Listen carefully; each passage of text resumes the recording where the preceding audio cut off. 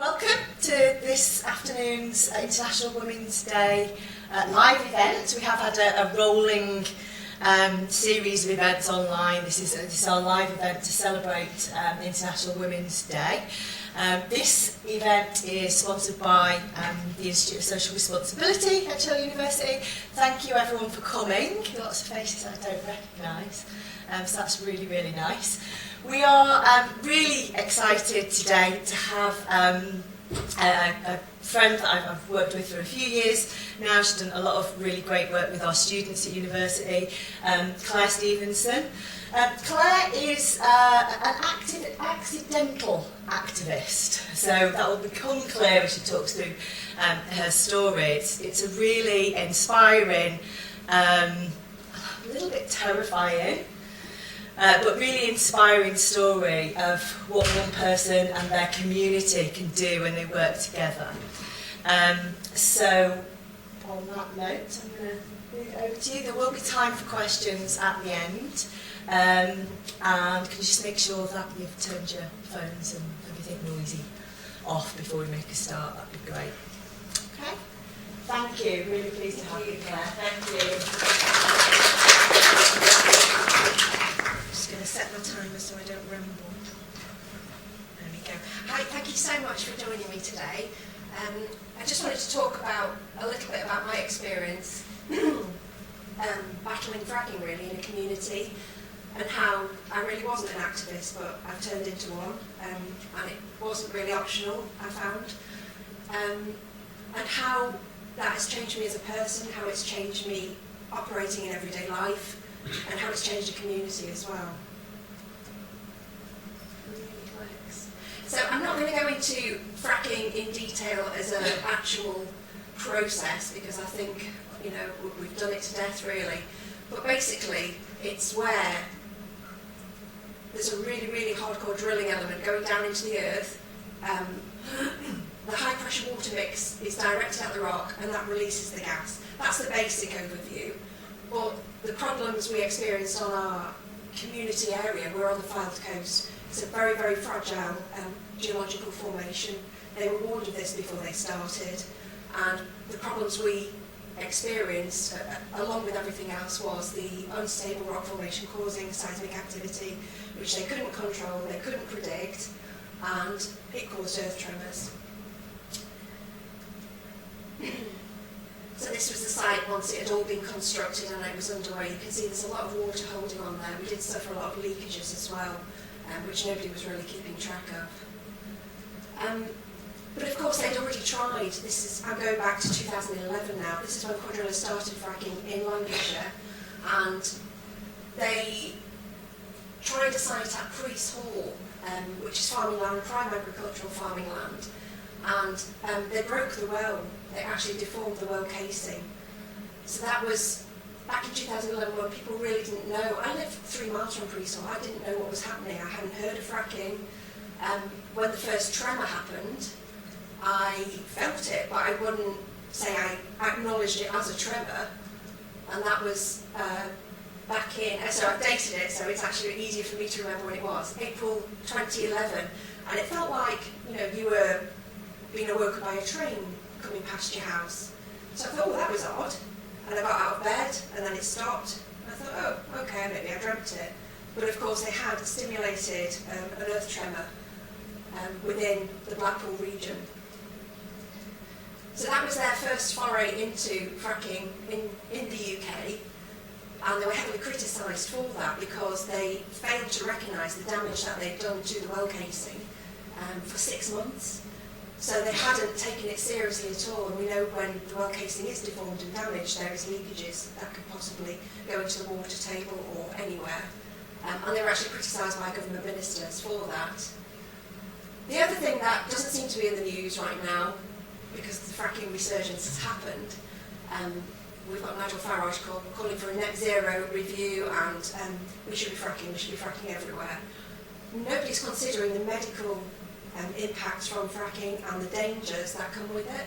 And we know from years and years of research within America and colleagues we have across there that there must be, 2,000 studies now either citing environmental harm or citing the risks to people's health And the MedAct opinion, which is a British, it was a British study that was collated with peer-reviewed evidence, and they said the precautionary principle around fracking should be adopted, which means we should be worried, we should be going ahead with it until we know more. And of course this was brushed aside by the government. So in February 2014, Cuadrilla announced that they were going to be applying for fracking licences in our local community, which was Preston Road, and a small, very rural, tiny road community called Rosacre. And that was the first time I'd really become aware of it, because somebody had said to me, this is just down the road from your kid's school, isn't it? I was like, oh yeah, what is it? What is it about? And they said, oh, it's going to be some industrial works going on. So I thought, well, okay, fair enough. Don't really know about it. Let's do some research. So you can see it's sort of either side of the M55, which is Preston to Blackpool Road, and it's very rural. Perhaps they thought that because it was rural, people wouldn't be upset. But this is the typical landscape. This was actually where the site was built. So it's prime agricultural land. There's dairy farmers, crops grown. You know, it's very clean air. People retire to the Fylde Coast because of the clean air, because of the peaceful nature. So this was the typical field and surrounded by dairy farms. And then 2014, people started to get galvanised, you know, researching what this meant for their community, you know, what kind of risks could it bring, you know, are there any benefits? You know, we're not going to dismiss everything completely. But it turned out that actually there were more negatives than there were positives, and the more we researched, the more we found out. And my colleague Tina here always says it's like the unwelcome gift. Once you're given this knowledge, you can't unknow it, and the more you know about it, the more horrifying it becomes.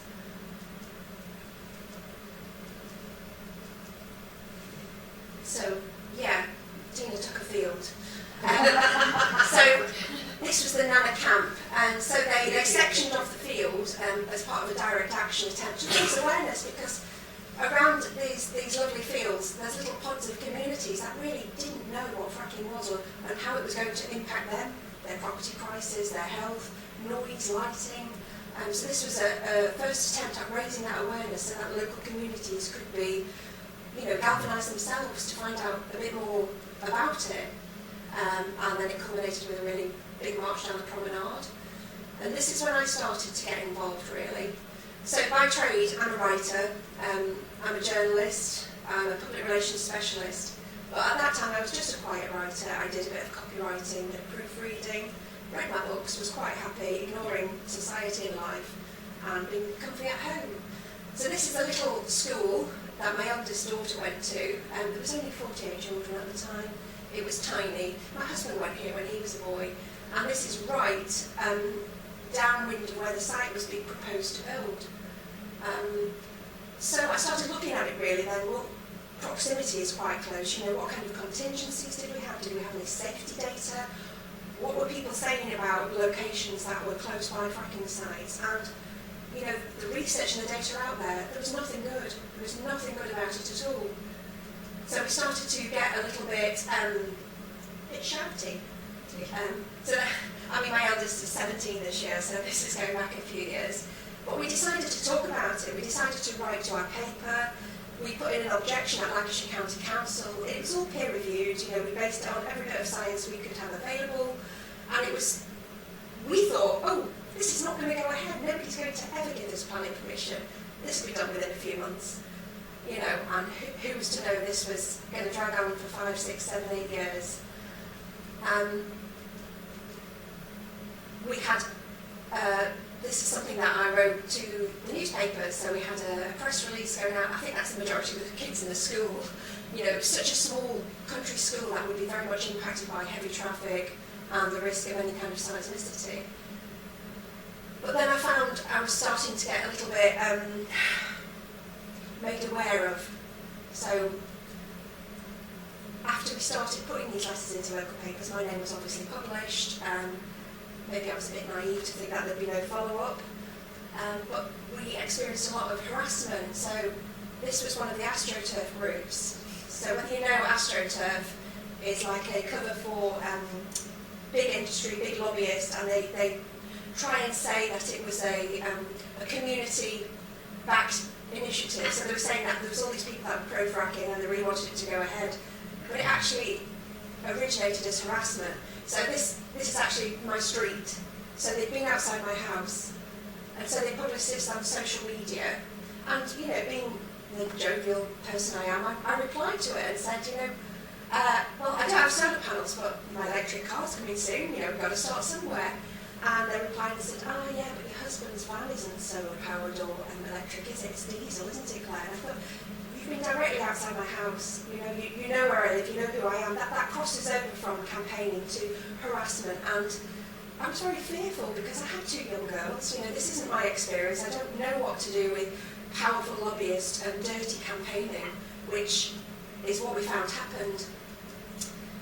And this was one of the AstroTurf groups masked as a business group. So they were supporting shale initiatives under the guise that fracking was going to bring wealth, it was going to bring a heavy amount of jobs for skilled people.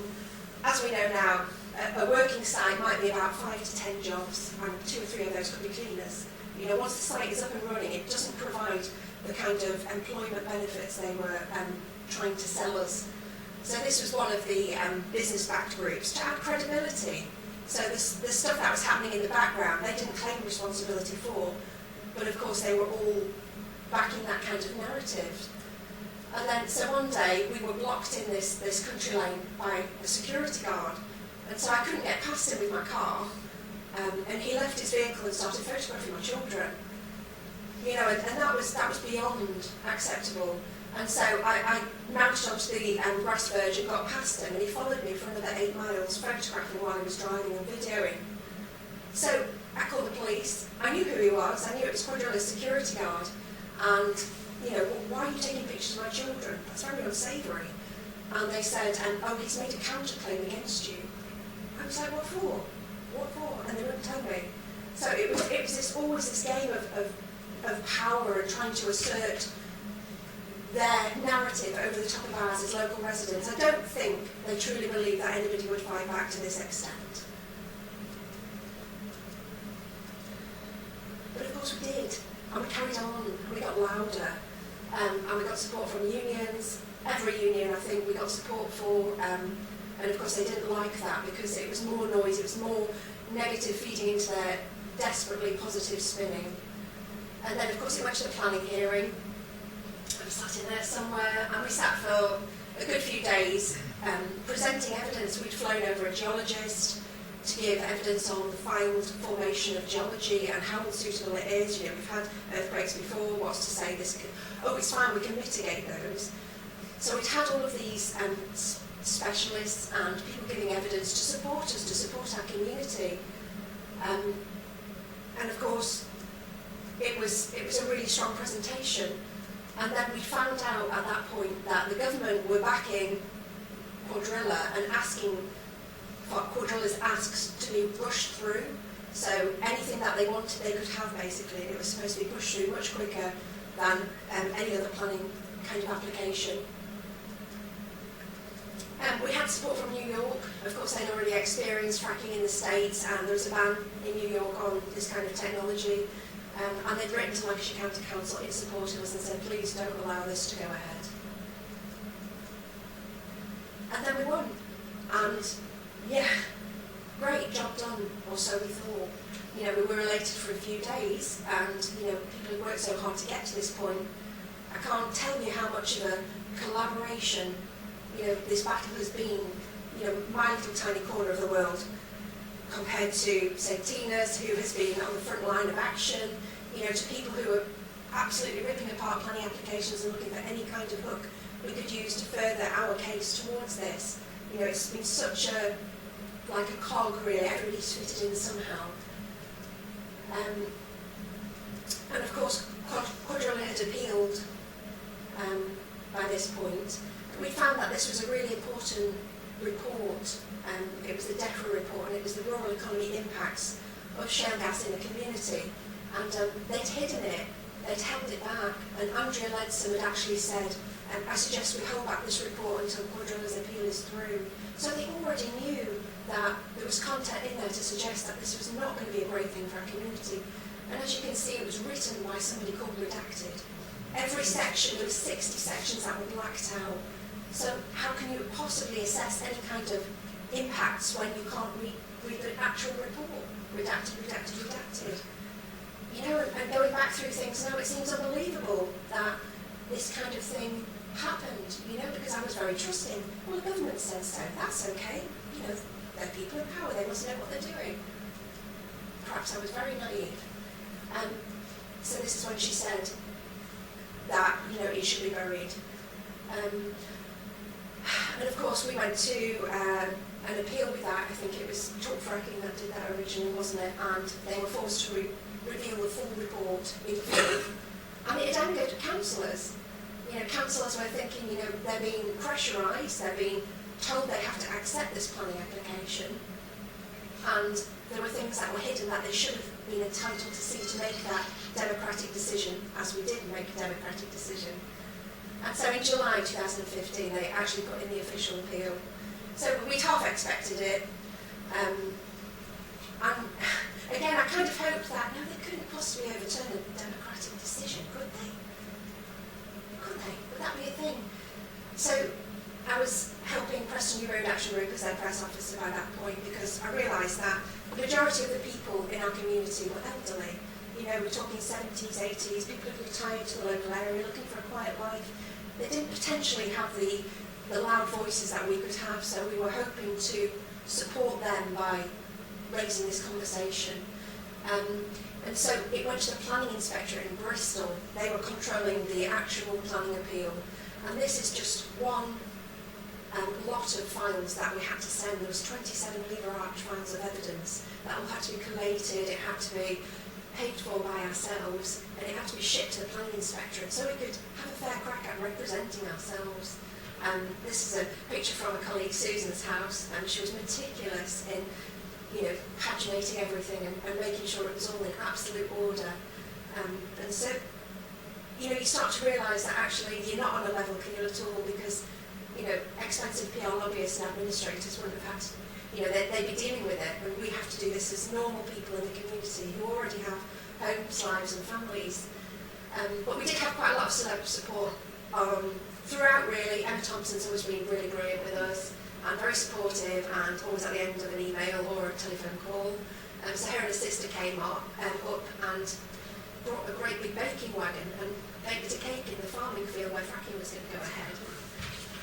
Google it, there's a really good Daily Mail article where she got sprayed with cow poo. It was fabulous. But, you know, stunts like that really raised the whole presentation, you know, of what we were happening, and suddenly it wasn't this local issue anymore, it was a much bigger issue.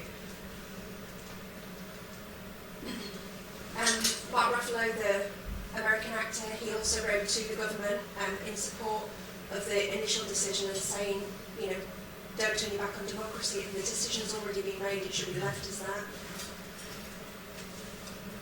Bez from the Happy Mondays. You know, we found there was just people willing to speak up for us. George Monbiot. We had a great lot of written and physical support from politicians, from notables, from well-known people, environmental campaigners, all except our own Tory MP who never showed his face and wouldn't meet with us at any point. Which, you know, that's fine. So yeah, we went on every march we could, we went to every opportunity, every open day, everywhere where we can talk to people and just say, do you know what this means for us? You know, do you know how this is going to impact us?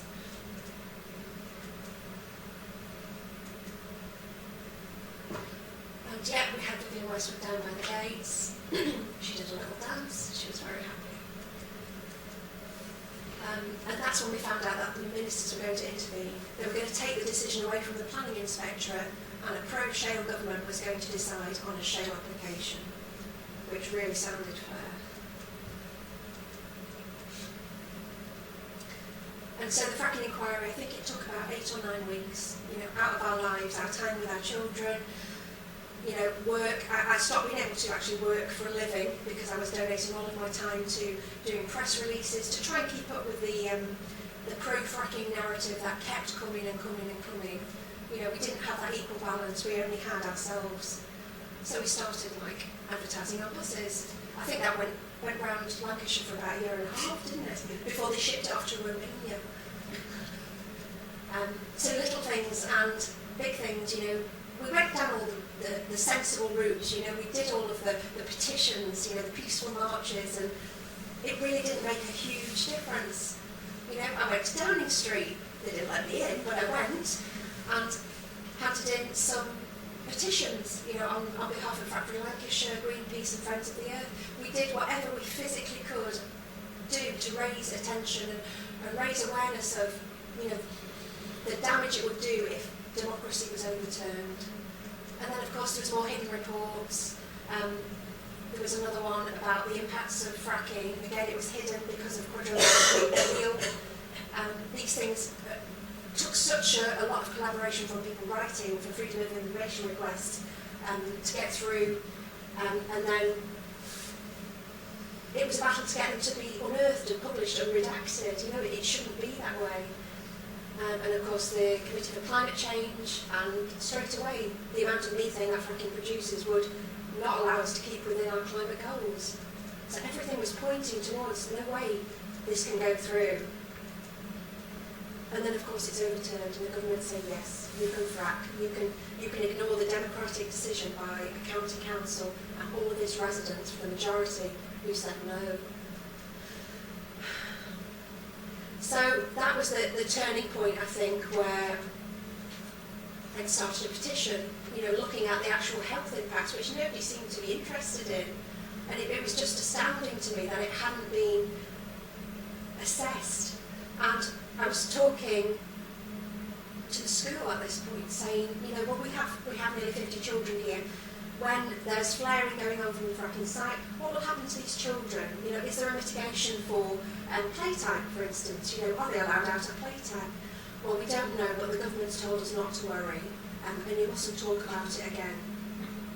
So that was really helpful, and of course I talked about it again. And I was told as a school governor I wasn't allowed to have an opinion. And I said, well, I can't maintain neutrality for this. I have, at this point, 2 children in the school. So I'm not going to remain silent when I know that my job as a governor is to ensure the safety of these children. And so I did eventually resign as a governor because, in all conscience, it couldn't carry on, because I knew too much, that I wasn't happy to let go. And we later found out, since Cuadrilla had put pressure on the council when we were talking about this, to say that children had been stopped from talking about fracking in the classroom. My daughter was coming over saying, oh, such and such said this about fracking today, and the teacher told us to stop and said we're not allowed to talk about it.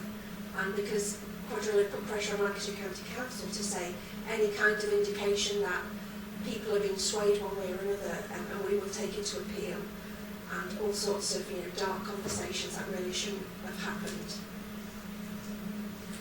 So the next thing we knew how to do was to stand in front of trucks, because this is, people said, well, why didn't you do a petition? Why didn't you write to your MP?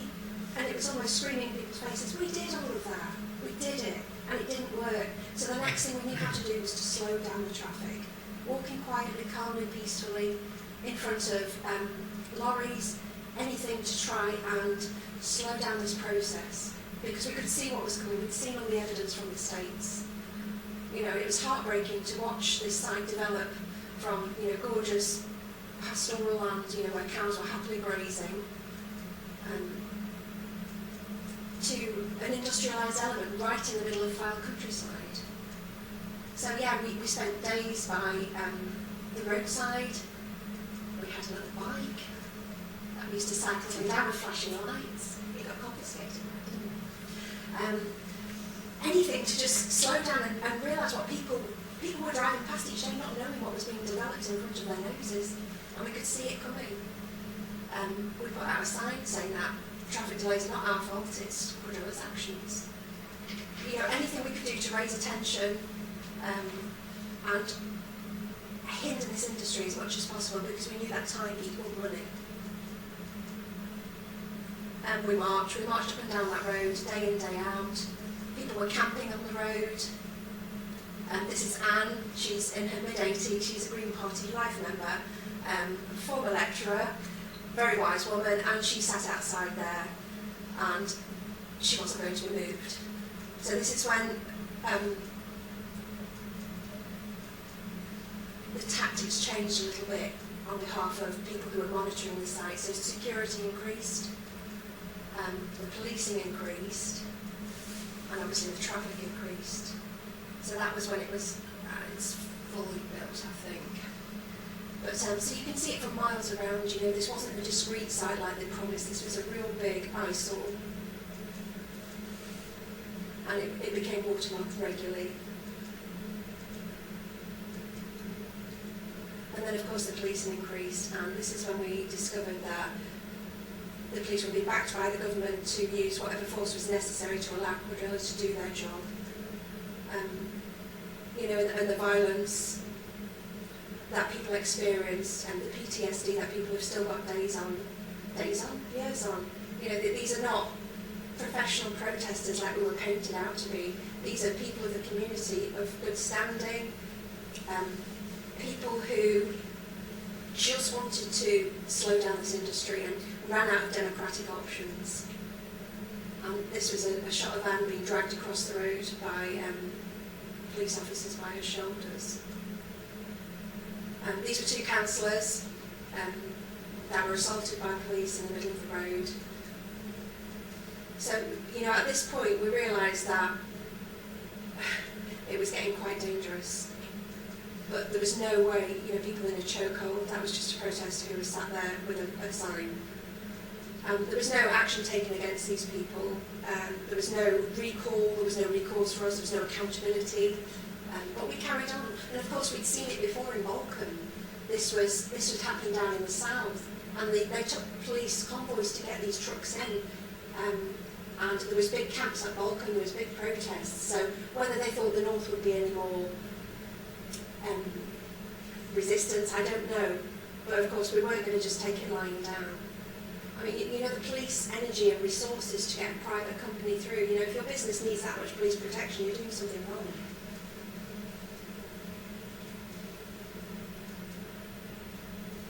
So on a local level, we started to take more direct action, you know, sitting in front of gates, looking onto articles in front of gates, anything we could shut them down for a morning or a day, then that was brilliant. You know, it was a massive elation. That was the former Green MEP, Gina Dowding. She locked to a tube for 12 hours plus, because we felt as though we had no other options. We'd run out of democratic recourse, and it was just a case of whatever we can do to stop this, we will. You know, and that included people just happily standing with a sign and people taking direct action. Even dressing up as a fairy, you know, whatever it took. And I think that's the thing, that activism takes so many different forms. You know, it isn't just a case of strapping yourself to a truck or lying in front of lorries. You know, it can be writing a letter to your local paper. You know, even something as simple as that, activism can be really powerful and empowering. People jumping on trucks, you know, whatever, because we knew that they couldn't get them down within 20 minutes. This could be a day job before they managed to get a cherry picker to remove somebody from a truck.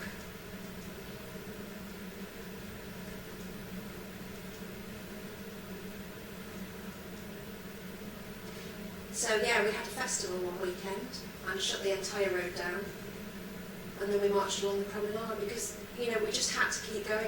Whatever was possible to do, we did. And I think it was all about slowing down and removing the financial viability of this industry, so that investors could see that, you know, this is coming up against an awful lot of resistance. It can't be something that's sustainable.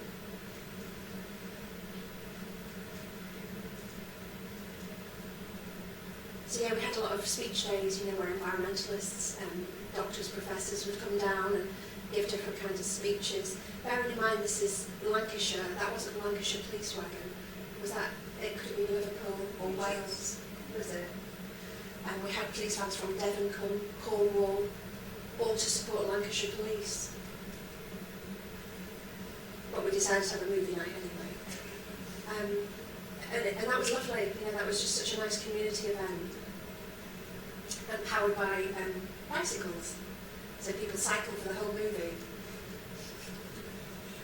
sing songs. You know, we had these were the socialist singers, I think, and they used to come along regularly on whatever theme day we were having. But you know, to do this 24 hours a day, 7 days a week for a good couple of years, we had to give up our lives and what we'd known as our lives. You know, my biggest regret is the time spent away from my children and the children that, you know, are talking to me and I'm looking at them, but I'm not there. You know, my head wasn't there. It was always, did I do that press release? You know, could I have written that better? Could I have responded better? And I think that's the biggest regret, that this industry has sapped so much from our lives as a community. Another hidden report, you know, over the years it just kept coming out that there was air pollution risks, there was all sorts of problems that had been written up and hidden away. So this was given to ministers in 2015, but we didn't see it until 2018. You know, and the research is there. It was there before all of these hidden reports. And our huge concern was that it hadn't been taken into account at all. And basically that the risk of air pollution was really high and it couldn't be mitigated. And since then, it has been discovered that Cuadrilla leaked the equivalent of 142 flights of methane because they couldn't control the venting. And these were 3 guys who jumped onto trucks and got jailed for it, which was the first environmental case of its time that had such serious repercussions. They basically sat in those trucks for 3 days waving a flag, you know, so it wasn't anything really violent or dangerous, they just waved their flags. And there was massive recourse from this, from human rights groups, from legal representatives. Lots of law firms had signed letters against it to say that it was manifestly harsh. Academics had called for the review of the sentence because it really does send a chilling direction towards democracy if this is the way we're going to go down. And then we found out the judge that gave them this sentence actually had links to oil and gas in his family, which shouldn't have been surprising. And his sister signed a pro-fracking letter for Cuadrilla. You know, and it's just like, oh, another thing. You know, and it's only when you look back at this now, 2022, I'm thinking, how on earth did we stay upright? You know, this was day after day, it was an onslaught of things. And then, of course, they were freed on appeal, which was great, but it should never have happened.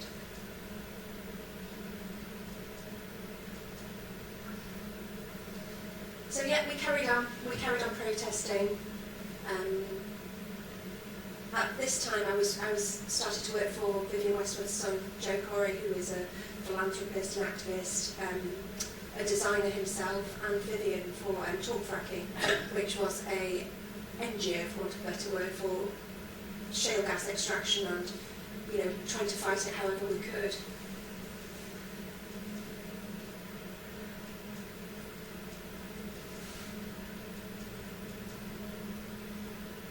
So that was a Cuadrilla drop, and they did a bubble chart looking at the seismic events and how, as the timeline went on, the seismic events got greater in magnitude, which was a really concerning thing because it meant that they were getting bigger, but also they couldn't control them.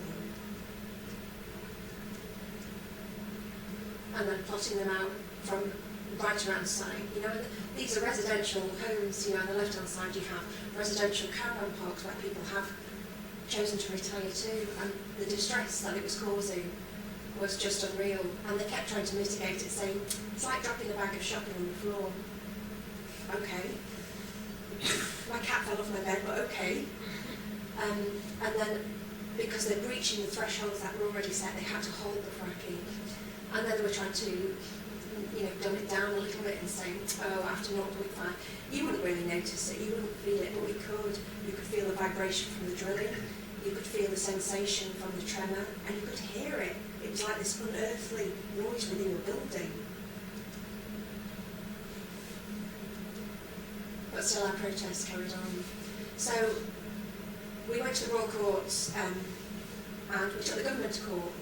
We took the Secretary of State to court to say that their fracking policy was unlawful. And it was a big case, but it was a risk because obviously if you lose your case, then they can come after you for the money. So it was a talk fracking case with my name put forward as lead. she was a fracking angel. And basically it was the fracking targets that they were saying 2030 will be the time that they're up and running and, you know, having all this great energy. But that was also the date for climate collapse, you know, before the point of no return at the time. And we won. And so they found that the government's policy hadn't considered all of the scientific evidence available, which had been shoved in front of them so many times, and that in fact their policy was unlawful, which was a huge spanner in their works really, because that meant it would all have to be reworked.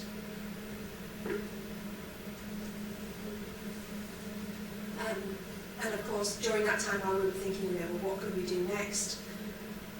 The tremors began again. And this was a 1.6 tremor. And by this time, the British Geological Survey was monitoring every movement. We were checking the monitoring points all over Lancashire, like morning, noon and night. You know, the anxiety was really strong, and we just didn't know how we were going to end this. But then they did it themselves. So the 2.1, it was bank holiday Monday, and you know, my bed shook, the cat fell off the bed, you could hear it, you could feel it, the noise within the house, and I knew straight away, and it was almost like, yes, thank you. Because it was almost, we've been vindicated, we warned of this, you know, and you can't just expect the tremors to get greater and greater and people live with it. And my phone lit up like a Christmas tree, and I had every news outlet in the country on the phone.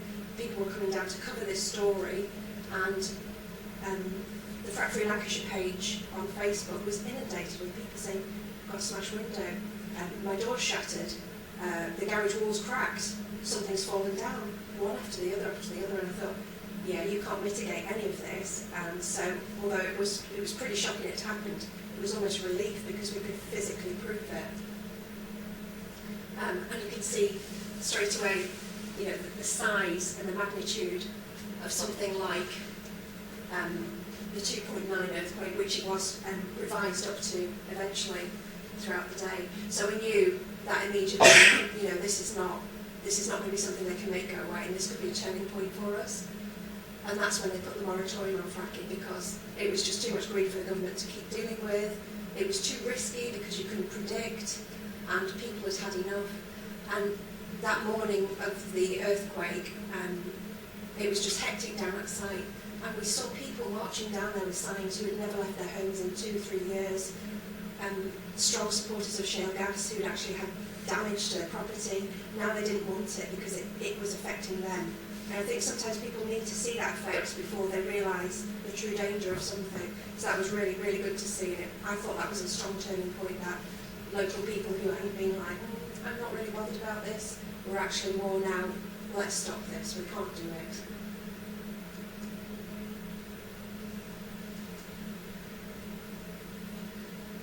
So yeah, we dressed as suffragettes quite regularly because it fitted in with the narrative of, you know, we need to stand up for our community as women, as strong women. The fracking movement, the anti-fracking movement was strongly led by women, although we have, you know, some amazing chaps in our groups and, you know, doing the same stuff we do. It is predominantly women, which I find really interesting. But the cut-off was, you know, you will not harm our children. And I think that's a really strong motherly instinct.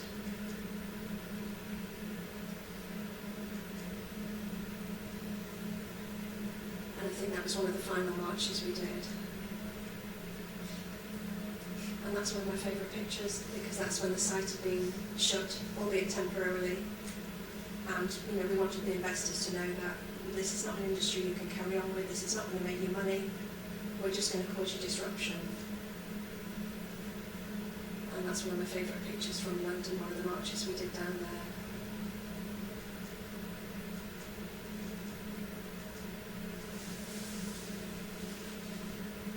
And that was my talk for today. So I just wanted to get across to you that, you know, the whole activism movement is very varied, it's very diverse. We all do such different jobs, you know, from scrolling through planning applications and to writing into newspapers regularly, daily for some people, to people doing press work, people doing media interviews, constantly being available, And it was all such a mixture of people that I would never have met in society. I wouldn't have come across any of these people who I'm proud enough to call family and friends now. And, you know, it's been an awful time, it's been horrific.